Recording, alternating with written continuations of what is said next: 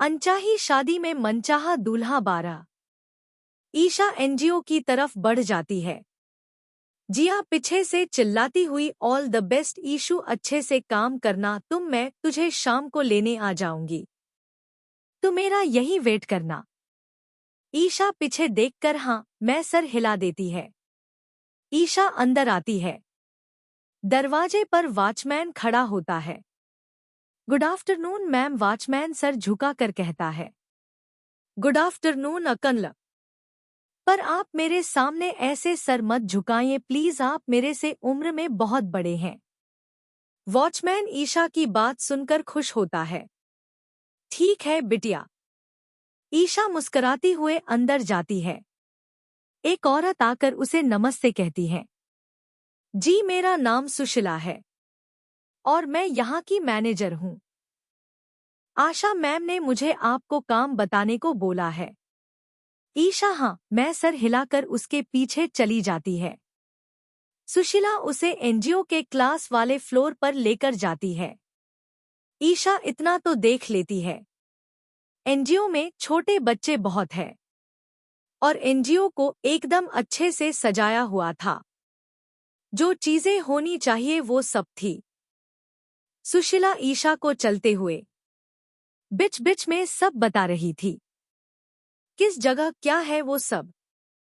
सुशीला एक बड़े से कमरे की तरफ जाती है। ईशा भी उसके पीछे आती है। ईशा अंदर आकर देखती है।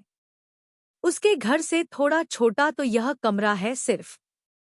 उस कमरे में छोटे बच्चों की बहुत सी टेबल लगी हुई थी जिस पर बैठकर पढ़ाई कर सके। ईशा तुम्हें इस क्लास को संभालना है और एक क्लास और है उसे। तुम्हें इन दोनों क्लास को संभालना है। इन दोनों क्लास को तुम पढ़ाई, संगीत, डांस और अच्छी बातें सब करवाने हैं। ईशा उन बच्चों को देखकर अपनी बचपन की याद आ जाती है। कैसे वो एक अनाथ आश्रम में सभी बच्चों के साथ रहती थी। ईशा जी आपको कोई तकलीफ तो नहीं होगी ना इन सब बच्चों को संभालने में? ईशा ना, मैं गर्दन हिलाकर नहीं मैम, मुझे कैसी तकलीफ होगी।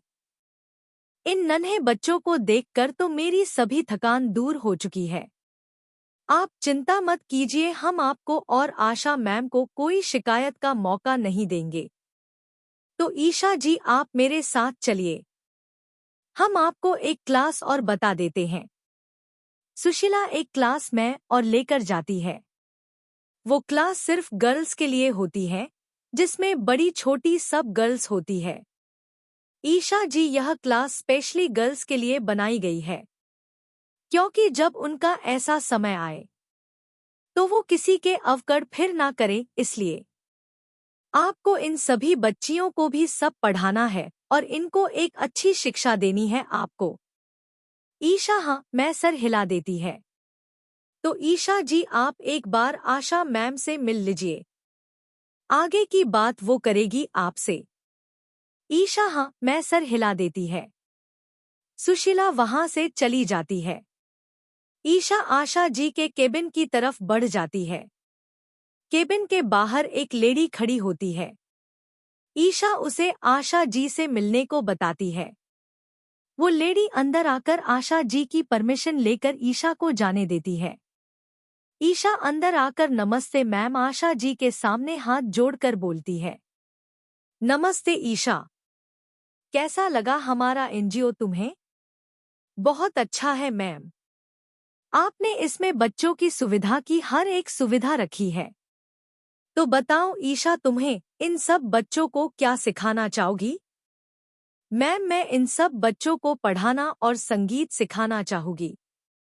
मैम मुझे डांस इतना नहीं आता है, पर आप बोलो तो मैं थोड़े दिन सिखाकर देख लेती हूँ। ठीक ईशा, पर तुम्हें अभी हमने फाइनल नहीं किया है।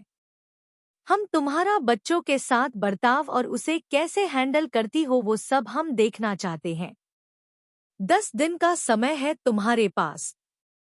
बोलो हाँ है तो तुम अभी बच्चों की क्लास ले सकती हो।